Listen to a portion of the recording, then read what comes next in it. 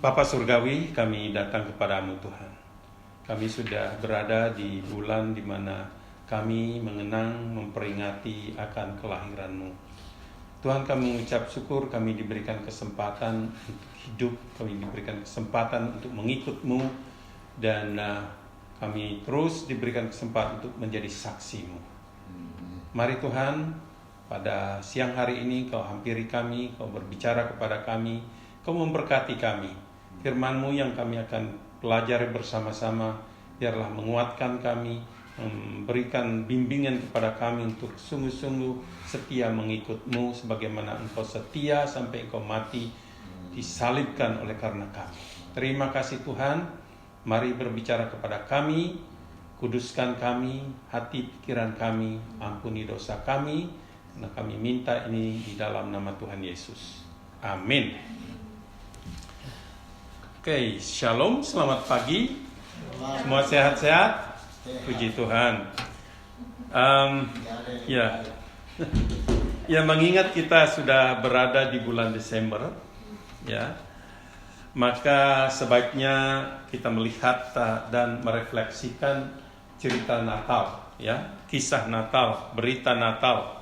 Jadi hari ini saya akan mengajak saudara-saudara semua, Bapak Ibu, saudara-saudari, untuk melihat kisah Natal yang dicatat oleh Rasul Lukas. Mari kita membuka di dalam Lukas pasal 2 ayat 8 sampai 18 ya.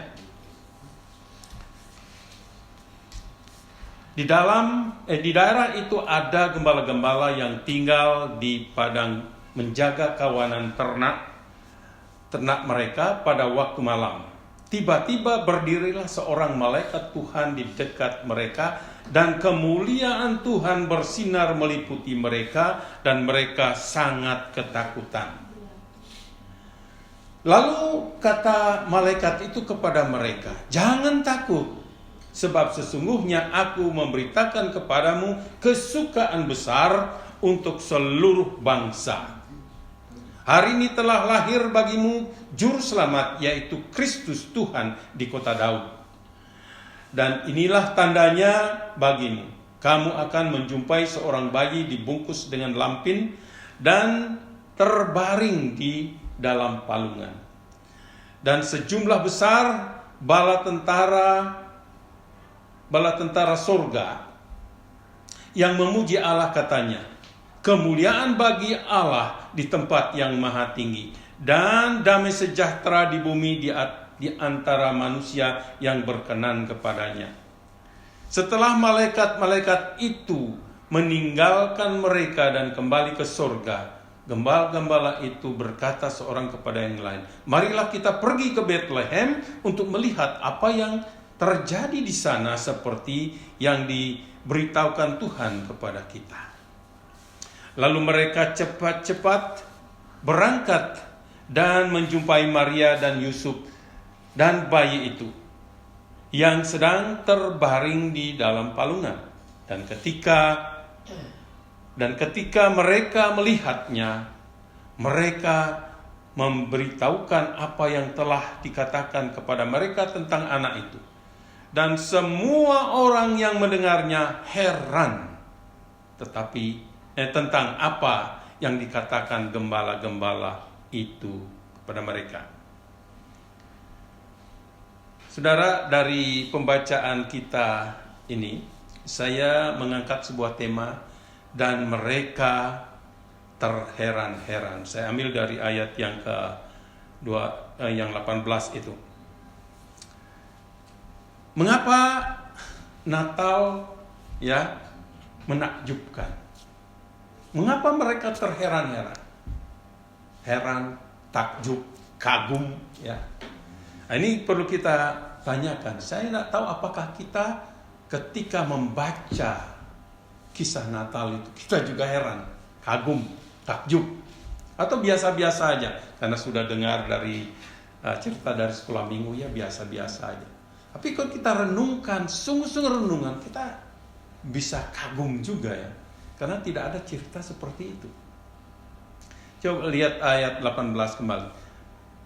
mengatakan semua orang yang mendengar kisah para gembala itu dikatakan heran atau takjub. Nah, paling tidak saya melihat ini ada 5 alasan mereka takjub atau heran. Yang pertama itu para utusan, yaitu gembala.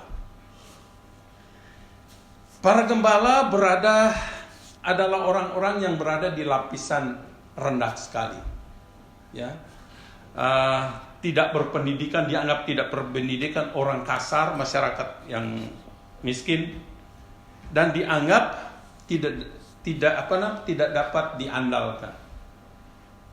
Jadi kadang-kadang mereka tidak dipercaya apa yang mereka katakan, ya. Tapi Allah memilih mereka untuk menyampaikan ini. Bayangkan, orang yang tidak berpendidikan, orang yang sederhana, orang miskin, orang kasar, dipilih Tuhan untuk menyampaikan kabar. Ironik kan? Ini yang membuat yang mendengar kisah yang mereka sampaikan itu membuat orang terheran-heran. Oke? Kemudian kita melihat pesan yang disampaikan oleh malaikat ini.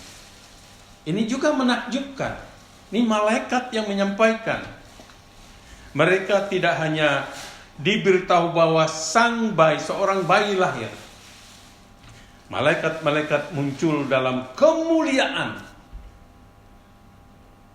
Jadi ada sinar yang luar biasa menakjubkan. Ini seorang gembala, orang sederhana melihat seperti itu pasti kaget dan takut. Kenapa mereka takut? Ini kadang-kadang kita tidak sadar. Orang berdosa melihat kebesaran seperti itu pasti takut. Mereka berpikir apa? Hukuman Tuhan akan menimpa mereka. Itu yang akan terjadi karena mereka orang berdosa. Ya. Sama seperti kalau kita baca Alkitab, melihat kekudusan Tuhan kita merasa berdosa sekali. Seperti Yesaya melihat kemuliaan Tuhan. Aku yang najis bibir dikatakan. Dia melihat kekotorannya. Juga kita melihat waktu Petrus di dalam perahu, dia sedang memancing, melihat Yesus muncul, dia dikatakan tidak pakai baju, dia ketakutan. Ini kadang-kadang kalau kita orang berdosa, membaca Alkitab, melihat kekudusan Tuhan, kita merasa kotor di hadapan Tuhan. Kita merasa takut, hukuman Tuhan, kita orang berdosa. Makanya kita perlu juru selamat. Terus untuk meredakan rasa takut mereka, malaikat itu berkata. Nah ini kita melihat bagaimana Tuhan tahu keberadaan kita, bagaimana Dia mau mengangkat kita dari perasaan yang sungguh-sungguh tidak berdaya, takut, khawatir. Dan malaikat Tuhan berkata, jangan takut. Sebab sesungguhnya aku membawa kabar gembira yang besar. Ini berkata kepada orang yang takut tadi, yang akan menjadi sukacita bagi semua orang. Sebab pada hari ini telah lahir bagimu di kota Daud seorang juru selamat. Wah, bagaimana kalau kita seperti gembala mendengar itu dalam keadaan ketakut, terus diberitahukan seperti itu. Pasti senang sekali, pasti ada sukacita. Ya, rasa takut pasti akan hilang. Ya, dan gembala ini sadar, ini bukan sembarang berita. Maka dia berkata, berita dari Tuhan. Disampaikan oleh malaikat Tuhan. Nah, isi pesannya ini ya, Mesias telah tiba. Mesias yang ditunggu-tunggu oleh bangsa Israel, yang diberitahukan oleh para nabi, sekarang lahir. Yesaya memberitahukan 700 sebelumnya. Ini bukan sembarang bayi. Ini adalah Mesias yang dijanjikan. Kristus Tuhan, Juru Selamat. Keselamatan Allah yang menjelma menjadi manusia. Seorang bayi kecil yang rentan. Lokasi. Luar biasa, Sang Juru Selamat yang dari kemuliaan turun lahir di palungan. Kadang-kadang kalau orang kaya turun jadi orang miskin susah sekali. Betul nggak? Tapi orang miskin jadi kaya, besar kepala. Itu manusia. Tapi di sini kita melihat Allah yang mulia turun menjelma menjadi manusia dan lahir di palungan, di kandang binatang. Itu semua lukisan gambaran bagaimana Allah mencari manusia dalam keadaan yang tidak berdaya. Tidak berdaya. Sangat kontras, saudara, dengan kalau kita melihat di sini tempat yang sederhana, lahir seorang raja di atas segala raja. Biasanya orang raja lahir di tempat yang istana. Ya. Paling tidak kita semua lahir di rumah sakit atau di tempat tidur yang enak. Ya. Tapi juru selamat kita yang menyelamatkan kita itu lahir di tempat yang sangat hina. Waktu itu kan diceritakan cari penginapan, enggak, semua menolak, enggak ada. Karena apa? Itu musim pencatatan. Jadi orang-orang datang ke Yerusalem mencatat nama-nama mereka. Dan Maria dan Yusuf tidak punya tempat, tidak dapat tempat. Akhirnya ada satu orang menawarkan kandang. Ini kalau kita melihat sangat kontras. Ini yang membuat kita terkagum-kagum cerita ini. Coba ingat dan ingat. Di mana ada kisah seperti ini? Tidak ada. Kecuali Alkitab. Di sini kita melihat wahyu, rencana Allah. Ini mengungkapkan rencana Allah yang luar biasa untuk menyelamatkan umat manusia. Melalui Kristus. Artinya, kita tidak bisa menyelamatkan diri kita. Dia yang harus datang menyelamatkan kita. Ya.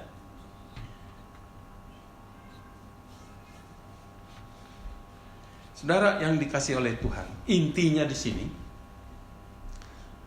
perpaduan antara Tuhan dan Tuhan yang menggunakan orang-orang yang beridentitas sangat rendah untuk memberitakan berita kabar baik.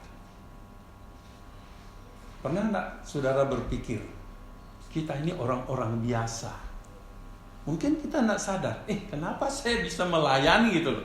Kenapa kok saya di gereja kok main gitar seperti Daniel, Noni main bass itu? Kenapa? Kita enggak tahu ya. Nah, di dalam ketidaktahuan kita, itu Allah telah mengangkat kita, memilih kita, menjadikan kita alatnya. Sama seperti gembala. Mungkin kita berpikir, siapakah saya ini? Nah, Rasul Paulus berkata ini kepada jemaat di Korintus. Kalau saudara lihat 1 Korintus 1 ayat 26 dan 9 sih. Ini kita perlu renungkan siapa kita dan mengapa Tuhan memakai kita. Apa alasannya? Ya, dikatakan sini, ingat saja, saudara-saudara, bagaimana keadaan kamu ketika kamu dipanggil. Menurut ukuran manusia, tidak banyak orang yang bijak,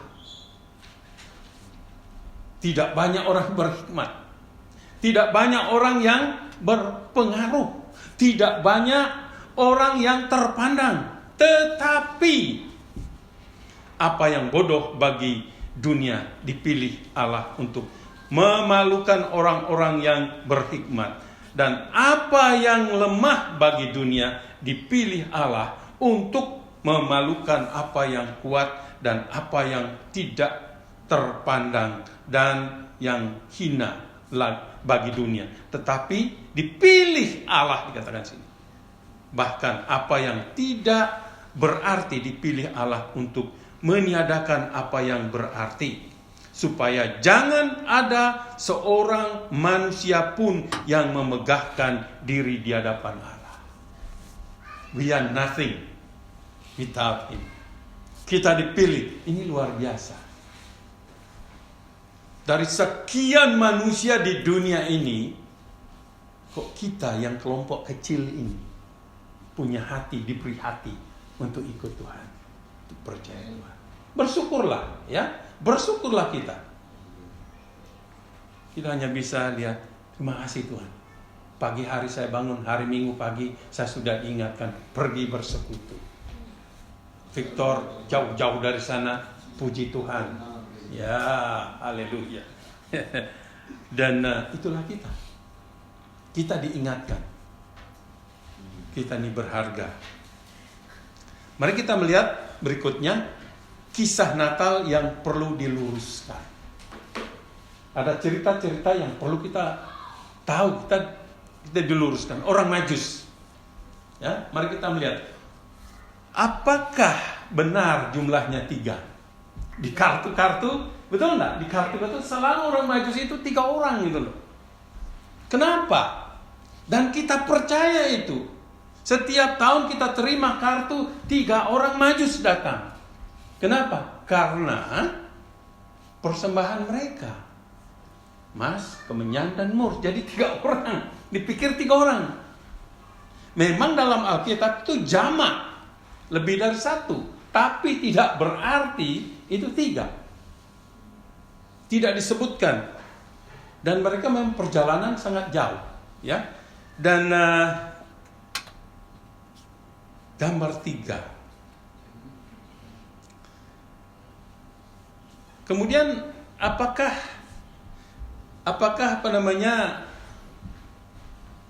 mereka datang waktu bayi itu lahir? Itu juga. Itu paling tidak 2 tahun sesudah Yesus lahir. Baru. Karena perjalanan jauh, naik onta. Jauh. 2 tahun sesudah itu baru mereka tiba. Yang menguatkan ini apa? Raja Herodes waktu itu mengumumkan untuk membunuh bayi-bayi 2 tahun bawah. Ya, jadi itu confirm bahwa orang Majus sudah datang sudah 2 tahun. Jadi bukan langsung lihat bayi itu 2 tahun baru ketemu. Ini history, sejarah. Jadi kita kadang-kadang terlalu tidak mau belajar sehingga terima apa adanya. Cerita-cerita yang seperti itu. Ya. Dan saya selidiki dari sejarah dan jadi orang Majus itu lebih dari 3. Tidak 3 karena persembahan mereka. Ada kesaksian begini. Ada seorang pendeta, karena dia juga curious. Dia bilang saya nggak percaya. Dia bilang orang Majus ini 3. Mungkin saja 6, dia bilang. Besoknya dia terima kartu dari anggota jemaatnya. Ucapan selamat hari Natal.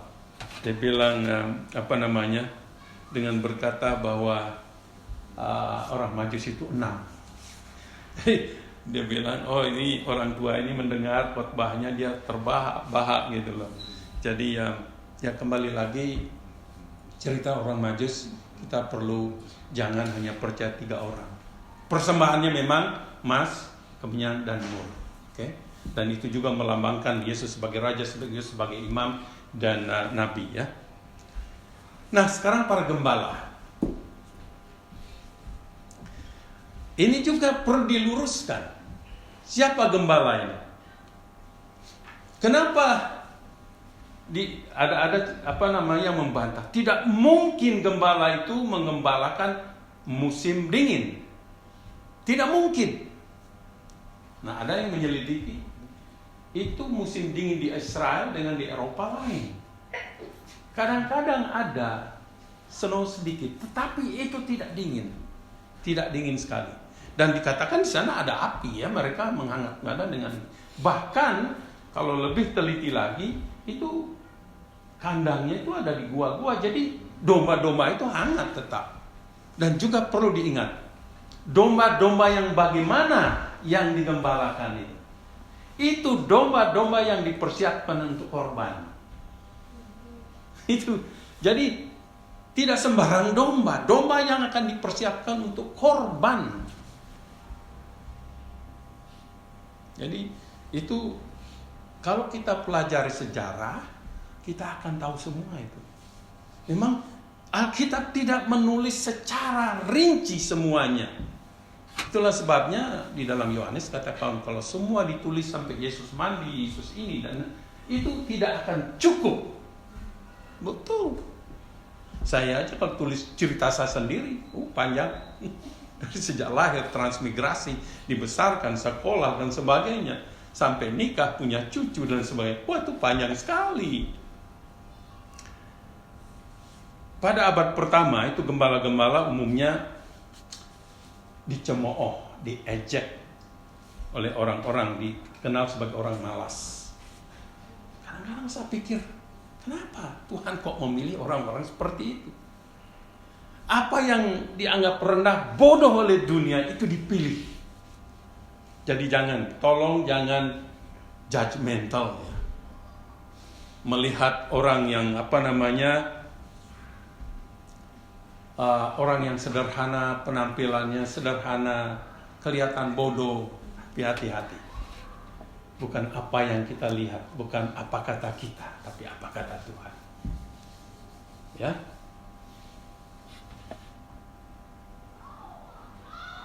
Kemudian para malaikat. Nah, ini lagi. Apa bedanya malaikat Jibril yang menemui Muhammad dengan malaikat Jibril yang menemui Maria dan Yusuf dan gembala ini? Kita melihat dalam cerita di Al-Quran, itu Muhammad lari ketakutan. Sampai mau mati katanya. Sampai dia ketakutan, dia masuk kamar. Tapi di sini memang takut. Tapi malaikatnya langsung berkata, jangan takut. Itu bedanya.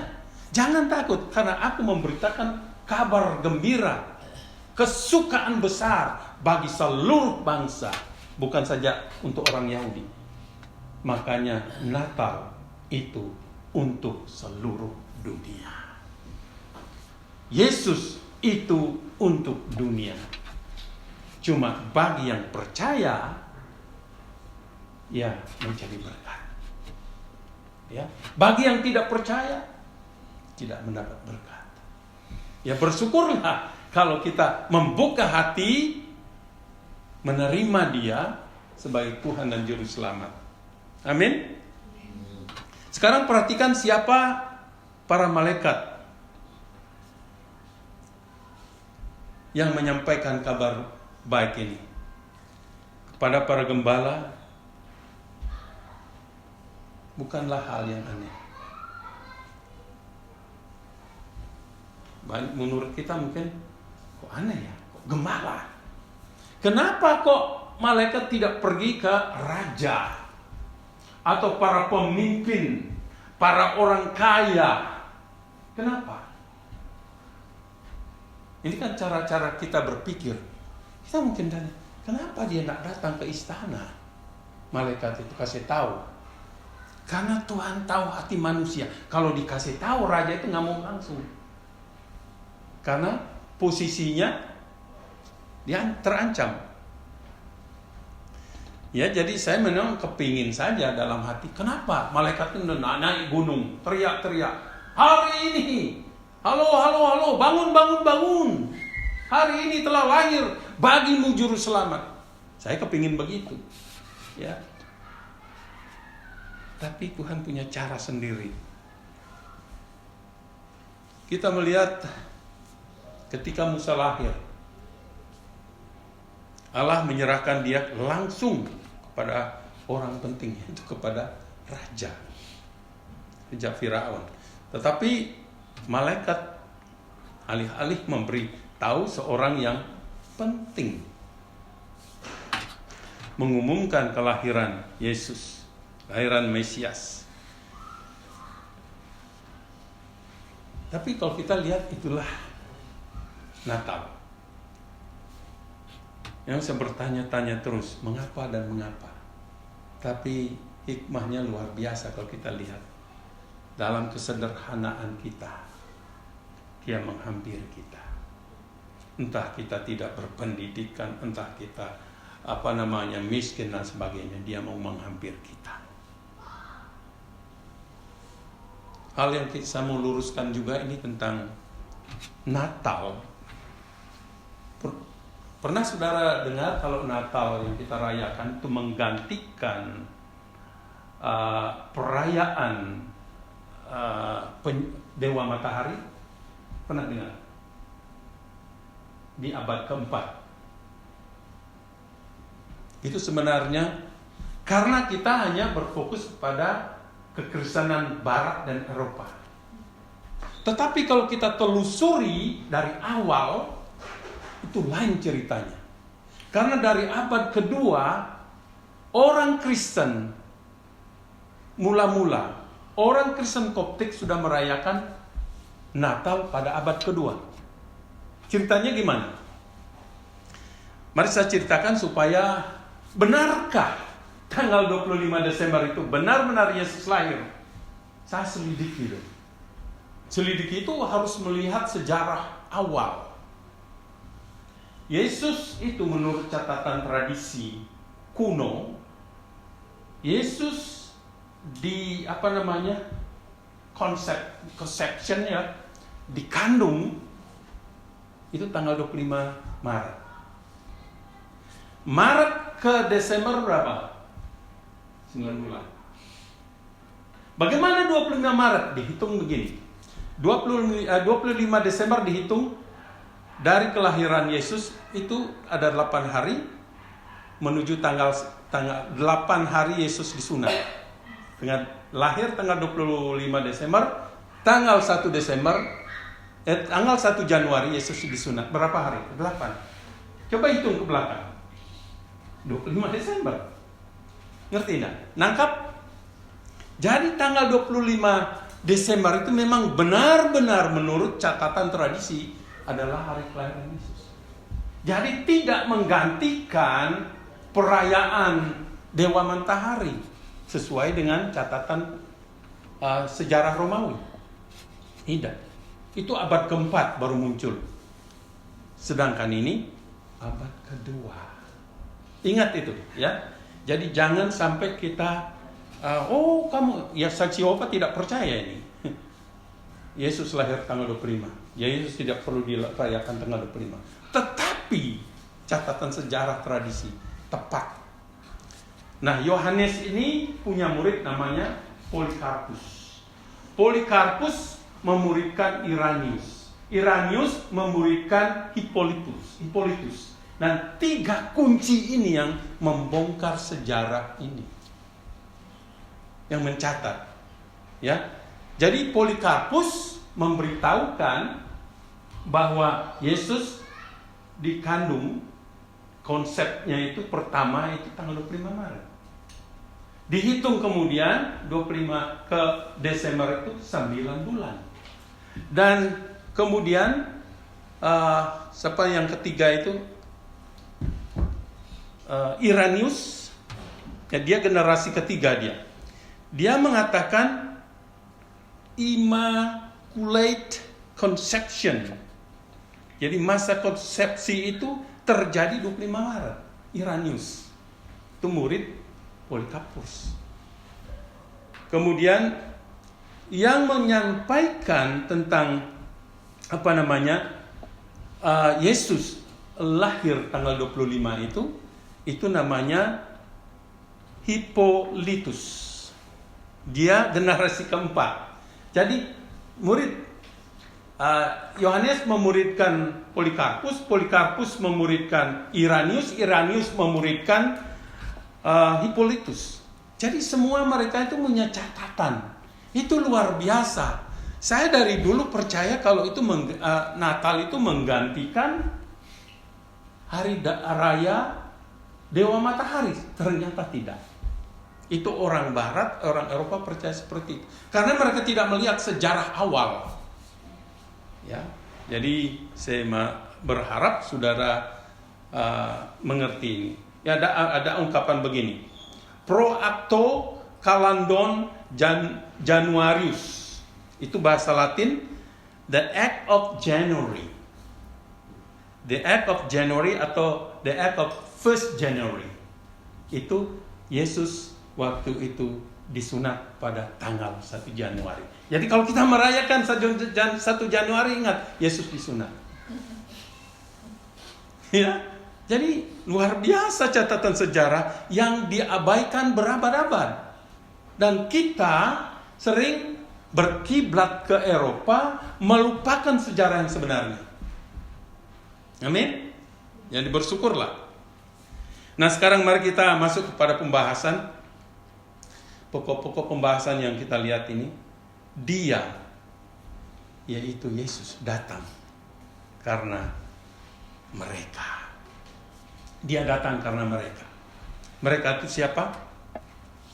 Jadi di sini kita melihat Natal itu merupakan anugerah. Ya. Yesus datang kepada manusia, bukan manusia datang kepada Allah.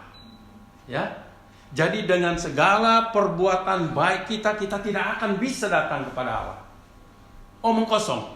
Karena kita orang berdosa. Dan Tuhan tahu, makanya dia datang kepada mencari manusia.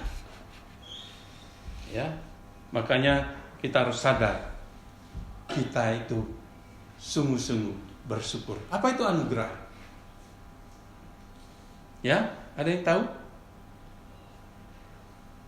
Artinya yang memberi tidak wajib. Apakah Allah wajib memberi? Nggak wajib. Tapi dia memberi dengan kerelaan. Terus yang menerima gimana? Tidak layak menerima. Tidak pantas menerima. Itu anugerah. Waktu Yesus memberikan hidupnya, kita nggak layak. Kita orang berdosa. Waktu kita berdosa, dia mati untuk kita. Itu luar biasa. Itulah, makanya katakan, karena begitu besar kasih Allah akan dunia ini, sehingga ia mengaruniakan putranya yang tunggal, supaya barang siapa yang percaya kepadanya tidak binasa, melainkan beroleh hidup yang kekal. Jadi dalam kisah ini, kita menemukan hati Allah. Dan makna kelahiran Yesus. Kita melihat gambaran. Tadi yang saya sudah katakan tentang para gembala. Itu kita sebenarnya. Para gembala itu gambaran kita. Di hadapan manusia kita kadang-kadang tidak berarti, tidak terpandang. Ya. Kita duduk dengan orang kaya, kita merasa minder. Betul enggak? Ya. Kita duduk dengan para pejabat, kita merasa tidak ada apa-apanya. Tapi kalau kita duduk dengan Yesus, kita merasa kita luar biasa. Dan Tuhan mau datang kepada kita. Dan saya terkesan sekali dengan berita yang disampaikan oleh malaikat. Dikatakan, jangan takut, sebab sesungguhnya aku memberitakan kepadamu kesukaan besar untuk seluruh bangsa. Saya percaya orang yang menerima Yesus, apapun keadaannya, sukacita itu tidak ditentukan oleh lingkungan. Sukacita itu tidak ditentukan oleh berapa banyak harta yang kita miliki. Sukacita yang sebenarnya kalau Yesus hidup di dalam hidup kita. Maka kenapa murid-murid tetap bersukacita walaupun dianiaya? Coba, mereka tidak pernah menyerah. Walaupun diancam, suruh menyangkal, mereka tidak menyangkal. Ya. Tadi kemarin saya membaca ada seorang pendeta Pakistan disuruh menyangkal Yesus karena dia terus memberitakan Injil, karena tidak mau menyangkal ini tembak mati. Ya. Dia rela mati, bahkan di depan anak gadisnya. Luar biasa. Kalau kita ada di dalam Tuhan, hidupku bukan aku lagi, mati itu keuntungan bagiku. Bukankah itu inti dari kelahiran Yesus? Para malaikat datang kepada para gembala, orang-orang yang melakukan pekerjaan sehari-hari, boleh katakan. Kalau kita menempatkan diri kita sebagai gembala-gembala itu, kita melakukan tugas kita sehari-hari. Dari Senin sampai Senin, ya, kita melakukan. Tapi Tuhan bisa interak kita, Dia mau hadir dalam hidup kita. Sama seperti Dia datang kepada para gembala, orang-orang yang menjalani kehidupan biasa sehari-hari. Ini tentang Allah yang menjumpai kita bukan pada hari-hari khusus, bukan pada hari Minggu, bukan pada hari Natal, bukan pada hari Paskah, bukan pada hari-hari istimewa, pada hari-hari biasa. Di tengah-tengah kesibukan kita, Dia akan interact kita. I want to be with you.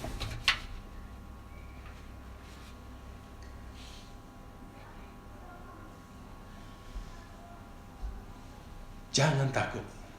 Yesus datang, ya. Yesus Kristus datang kepada kita dalam kehidupan kita sehari-hari. Siap-siap, selalu ngeh, selalu sadar.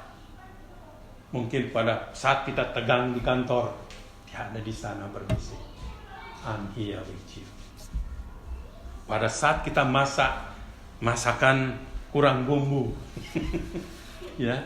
Pada saat Daniel sedang sibuk kerjakan PR, stres, seolah-olah itu luar biasa. Tapi Yesus kata, aku udah ada di sana, nolong. Dan jadi ini tentang Allah menjumpai kita dalam kesengsaraan kita, dalam kesepian kita. Ini tentang Allah menjumpai kita dalam frustrasi kita, ya, dalam kemarahan kita. Ini tentang Allah menjumpai kita pada hari Senin sampai hari Minggu atau Senin sampai Senin. Ini tentang Allah yang ingin menjadi bagian dari kehidupan kita setiap hari. Jangan hanya pikir hari Minggu adalah hari di mana saya berjumpa Tuhan. Tuhan menjumpai kita tiap hari, sadar atau tidak, Dia menjumpai. Saya percaya itulah sebabnya Tuhan mengutus para malaikat pada para pengembala, bukan secara kebetulan, untuk memberitahu kita bahwa Yesus Kristus Dia peruntukkan bagi semua orang, bahkan bagi orang-orang yang biasa sekalipun. Ada satu cerita, ini mungkin melukiskan tentang Natal itu sendiri. Seorang bernama Bill, dia itu mahasiswa, dia penampilannya biasa, kadang-kadang celana robek-robek, kuliah. Jadi dia tidak berpenampilan necis, ya. Pada suatu hari dia tergerak pergi ke gereja, gitu. Dia lihat teman-temannya ke gereja. Dia ini orang ateis, ya, tidak kenal Tuhan. Tapi dia tiba-tiba digerakkan ke gereja. Dia pergi ke gereja yang tidak jauh dari kampusnya itu. Waktu dia hadir, sudah penuh. Dia kira, gimana saya mau duduk? Dia pergi jalan ke depan, untuk duduk di lantai. Saking rindunya dia untuk ibadah, mendengarkan firman Tuhan, dia duduk di lantai. Seorang diaken yang sudah umur 80 melihat dia, kasihan kan? Dia datang pelan-pelan pakai tongkat, terus dia bilang, duduklah dia di samping. Saudara, itu sangat berarti bagi dia. Yang lain semua duduk di kursi, dan ini orang tua ini mau duduk dengan dia. Apa artinya? Dan dia bertobat, akhirnya menjadi pelayan. Ini gambaran Tuhan itu datang, berada di samping kita, bahkan Dia datang dalam hidup kita, dalam ketidakberdayaan kita, dalam keberadaan kita yang sangat-sangat rendah. Dia mau datang. Saudara yang kekasih, itulah gambaran Natal. Itulah gambar dan arti kelahiran Yesus. Tindakan yang radikal boleh katakan. Tindakan yang radikal, perilaku radikal, Injil radikal, juru selamat radikal, Allah yang radikal. Yang menerobos dunia ini. Mari kita lihat para gembala berikutnya.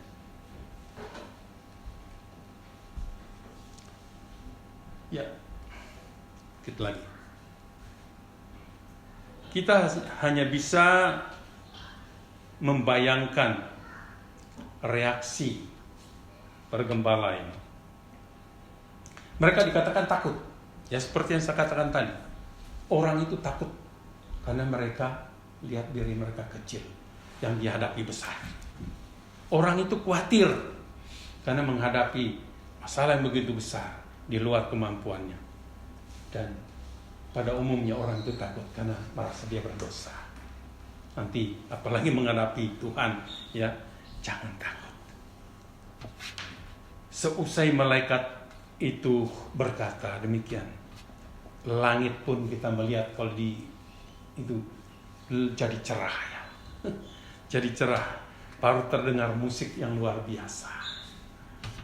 Kemuliaan bagi Allah di tempat yang maha tinggi dan damai sejahtera di bumi di antara manusia yang berkenan kepadanya.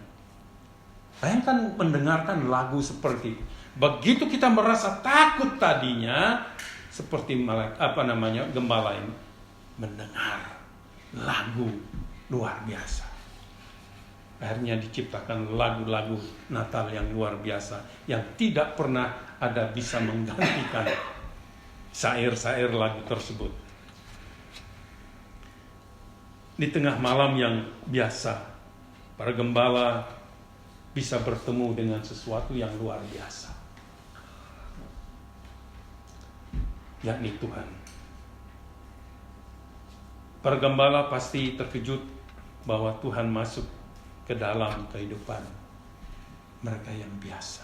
Pernah enggak saudara terkejut, terheran-heran ketika Tuhan hadir dalam hidup saudara, hadir dalam keluarga saudara, hadir dalam pernikahan saudara? Pernah enggak saudara terkejut, terheran-heran? Ada hal-hal yang tidak mungkin menjadi mungkin. Apakah Anda pernah mengalami seperti pengalaman gembala tersebut? Saya percaya kita semua pernah terkejut ya. Allah menemui para gembala ketika mereka tidak mengharapkan.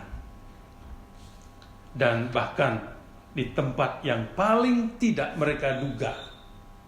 Banyak orang menduga kan zaman itu mungkin harus ke Yerusalem, lalu ke sinagog. Tapi ini di padang menjaga kawanan domba. Terakhir, terkadang melihat adalah percaya. Apa maksudnya? Ketika mereka sampai di Bethlehem, ya, setelah menyanyikan pujian, lalu yang luar biasa itu para gembala ingin melihat. Ya, tadinya dia mendengar berita itu dari malaikat. Ada kerinduan untuk pergi melihat. Apa yang terjadi setelah melihat? Begitu mereka melihat apa yang dikatakan oleh para malaikat, mereka menjadi percaya.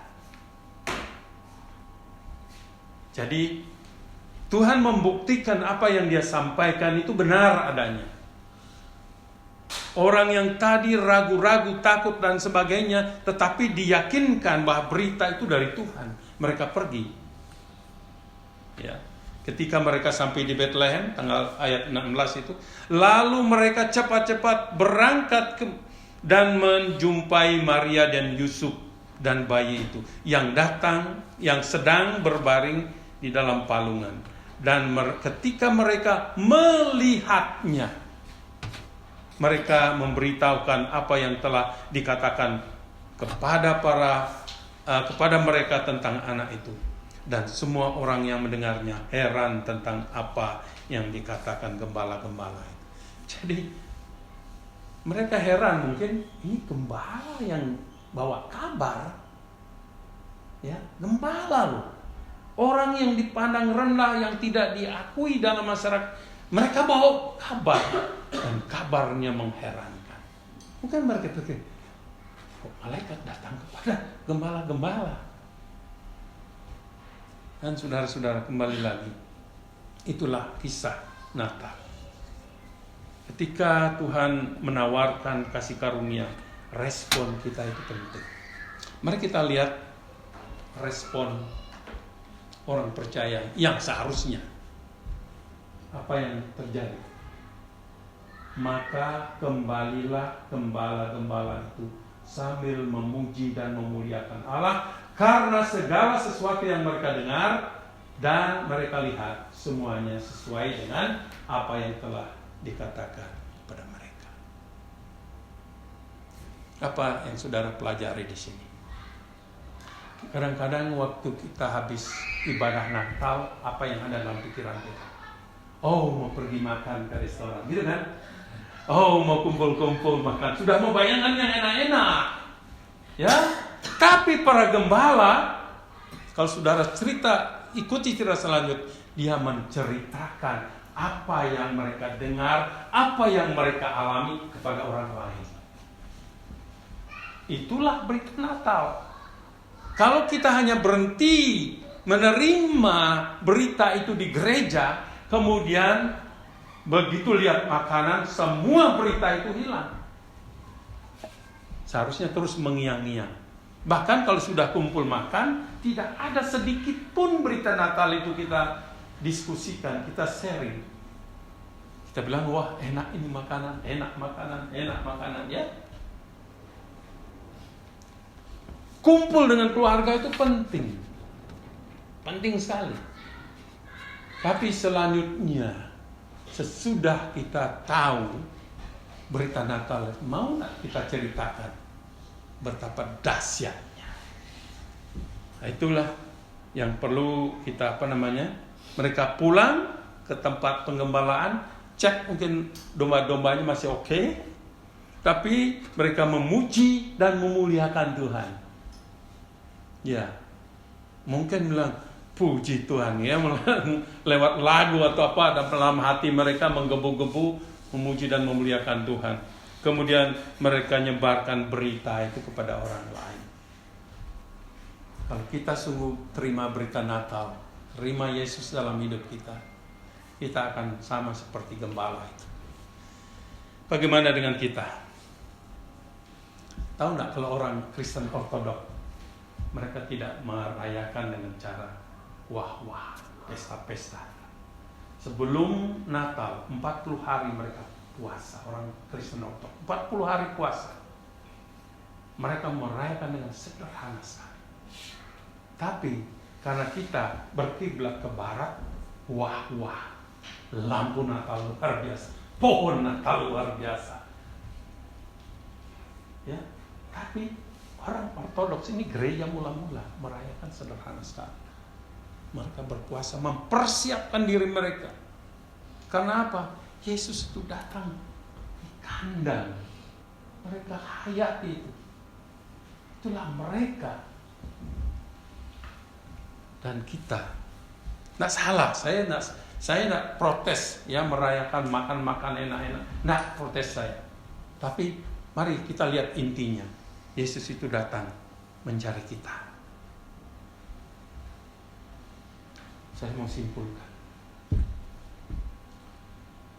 Kita merayakan Natal setiap tahun ya. Kita merayakan. Baca kembali cerita Matius. Ini Lukas, dia ahli sejarah. Dia menulis kisah para rasul. Ya. Dan dia dikatakan meneliti kejadian-kejadian itu, kemudian membukukannya. Berarti dia mencari informasi yang sedemikian rupa.